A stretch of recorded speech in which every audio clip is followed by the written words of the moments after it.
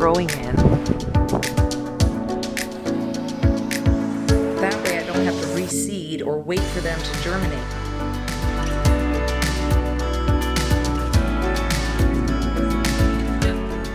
Cheers. I've come back here to the Potager garden just to check and see if it's dried up some so I can start the cleanup. And it has. Now it's quite windy today, so it'll be hard maybe for you to hear me, but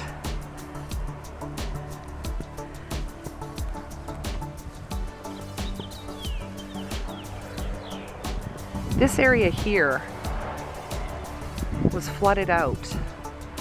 And it does it every spring, but it's dried up. It's been 2-3 weeks since I filmed last here.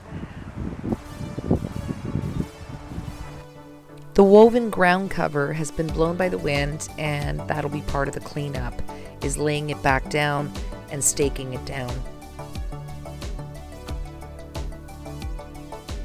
The ground cover fabric we found about 3 years ago. It's the best thing we ever brought in because this is so amazing. It's a woven fabric. It does not allow the weeds to come through, but it allows the water to go through.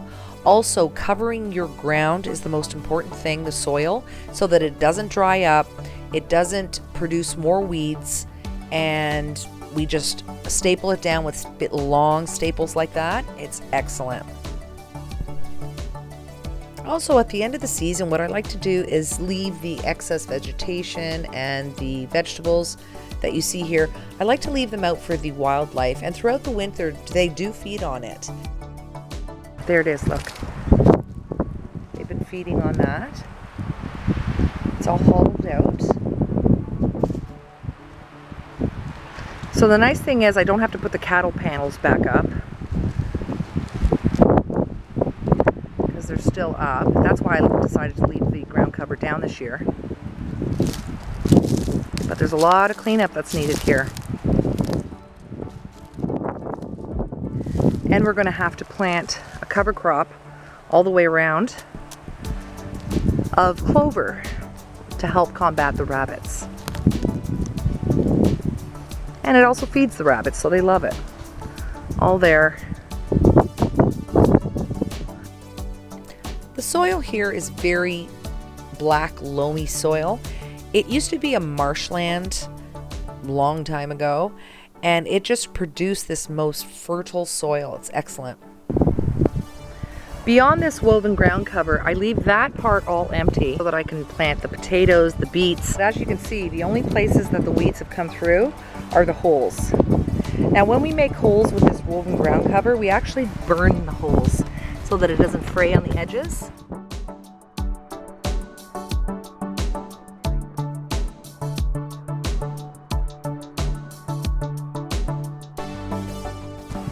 It gets me so excited to be standing here right now. Every time I come out here and think, soon I'll be able to get in here. I'm gonna say another week, maybe 2. It's time to get back into the kitchen. My sister's moving and I want to bring her some food.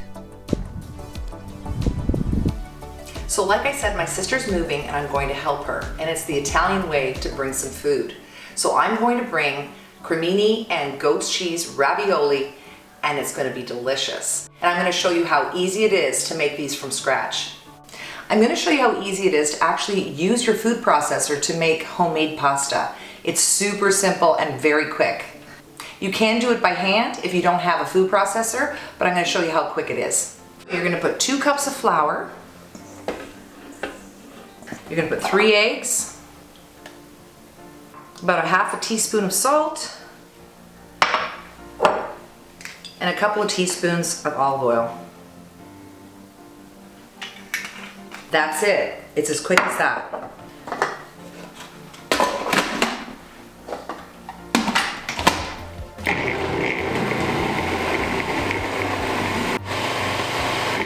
Now at first it's going to look a little bit dry, so you're going to continue to process it just a little bit.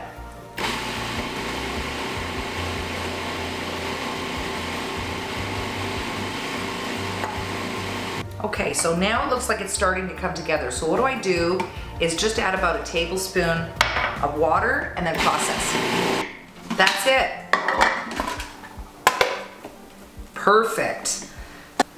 So you're just gonna sprinkle a little bit of flour on it, just so you can handle it.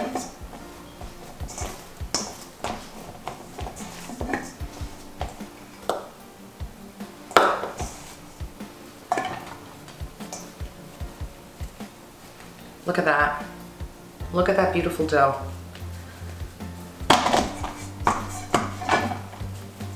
What you're gonna do is let this rest for about 30 minutes because the gluten in it needs to relax in order for you to work with it. Just put a little bit of saran on that. There we go. Okay, so let it rest for 30 minutes. While we're waiting for the pasta to rest, I'm going to start working on the filling. The filling's gonna be cremini mushrooms and onion, garlic, and goat's cheese. It's gonna be delicious. Now my trick for making ravioli filling is I always add a little bit of potato. It helps to give the filling body and it helps the ravioli to withstand that boiling process. What I'm gonna do is I'm gonna start with an onion. And again, I'm gonna use my food processor because this is gonna save a lot of time and you want your filling to be very fine. You don't want big chunks in your filling. So what I'm gonna do is I'm just gonna put that in the food processor, one onion. And I'm also going to put some garlic in there. Now, I love garlic, so it's gonna be 3. We're just gonna do that really finely. This is a great way to save time because while the dough is resting, you might as well use it to make the filling. Now, these mushrooms also have to be very fine, so I'm gonna throw those in. Now these mushrooms were washed. I know they say don't wash mushrooms, but I've seen the way mushrooms grow and what they grow in, and my OCD self could not handle that. So, they get washed. It looks like a lot of mushroom, but it's really gonna break down. So I'm gonna pulse that. I'm gonna pulse it. And when you're cooking the mushrooms down, they're gonna shrink even further. So now I'm gonna peel a potato and I'm gonna grate it into the filling as the filling's cooking. So we're just gonna add a little olive oil.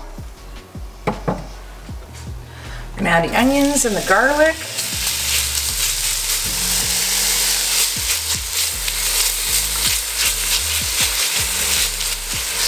Okay, now we're gonna add the mushrooms.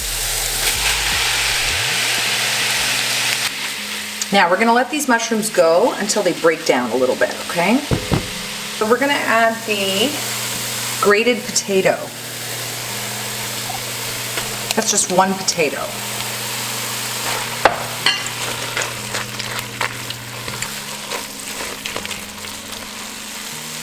We're gonna add a bit of pepper and a little bit of salt. You don't want to put too much salt because we're going to put cheese in this. I'm going to put just a touch of cayenne pepper because I want it just a little bit spicy. So the stuffing is now cooling and I want it to be cool before I put the goat's cheese in it. So what I'm going to do, here's the dough. It's been resting for half an hour while we were making the stuffing. Lots of flour.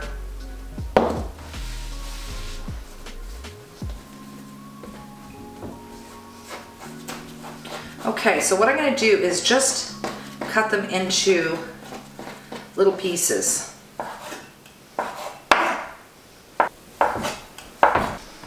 So I've got the dough in little pieces like that, okay?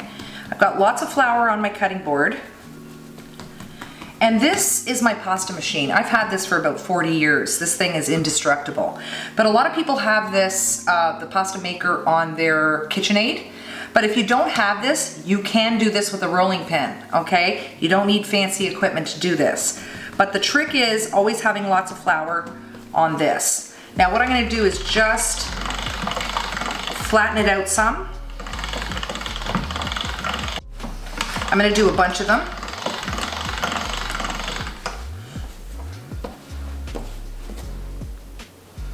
Lots of flour. Squish it down with your hands to start it off. Now the way the pasta machine works is you can actually have it at different settings so you can squeeze it down, okay? So what I'm gonna do is I'm gonna spread some flour on the counter. And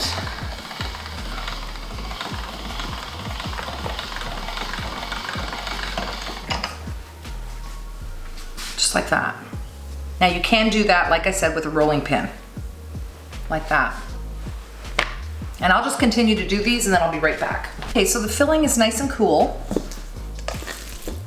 Okay, so we're just gonna add the crumbled goat's cheese to this mixture, to the filling. And then I'm gonna add some Parmesan cheese. And I'm just gonna stir that up. That's why I said not to add too much salt, because the Parmesan cheese and the goat's cheese does have salt in it. Okay, so what we're gonna do is we're gonna put a little row of filling on here.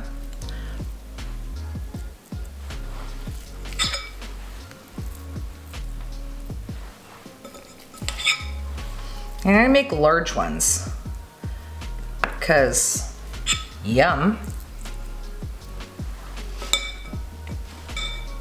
We're gonna get a little bit of water and just go like that, real quick. And that's just so the dough sticks together.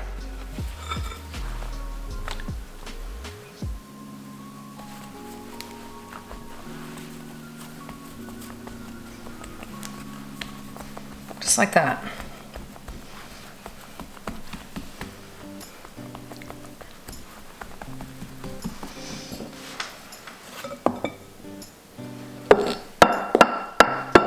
Now I'm just going to use a glass because that's just the right size that I want. So we're going to go like this. Dip it in the flour so it doesn't.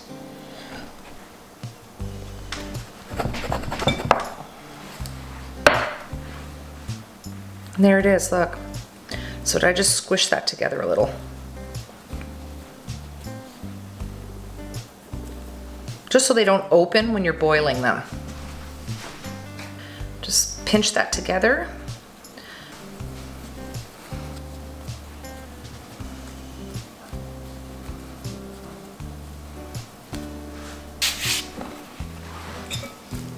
Now, I'm really happy that my sister and her husband are foodies just like me, so they're really going to appreciate this. We usually have such a good time when we're together.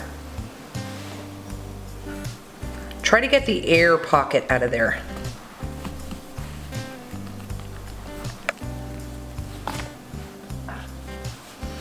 So I'm going to do the rest of these and I'll be right back. So I've got some butter melting here for the sauce, and I'm going to add chicken stock. Now this is the way that I make the cream sauce lighter. I usually reduce the chicken stock and then I put some cream in it. That really helps to lighten up the sauce that's going on the ravioli. The water is boiling for the ravioli, and I'm just going to put a touch of olive oil in this water. I've salted it already.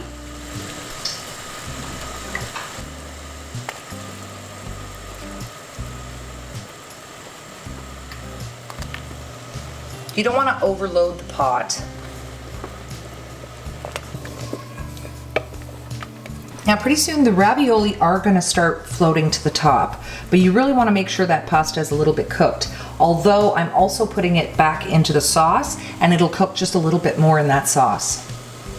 Okay, so the chicken stock is boiling. Now I'm just going to add a bit of cream. Now I have to make a lot of this sauce because there's a lot of ravioli.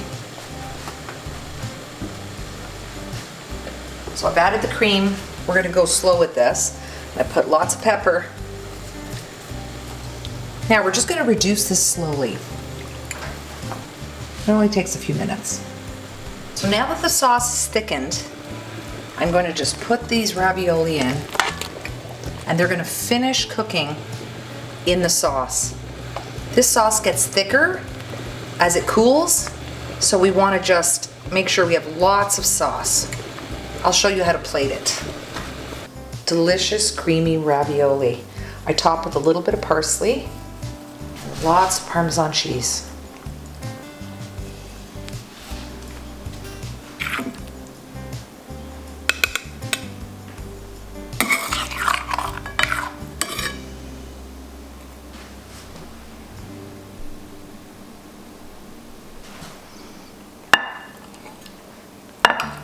Let's have a taste.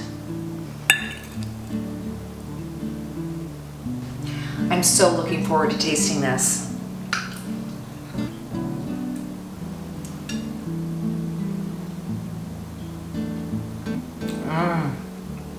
Oh yeah.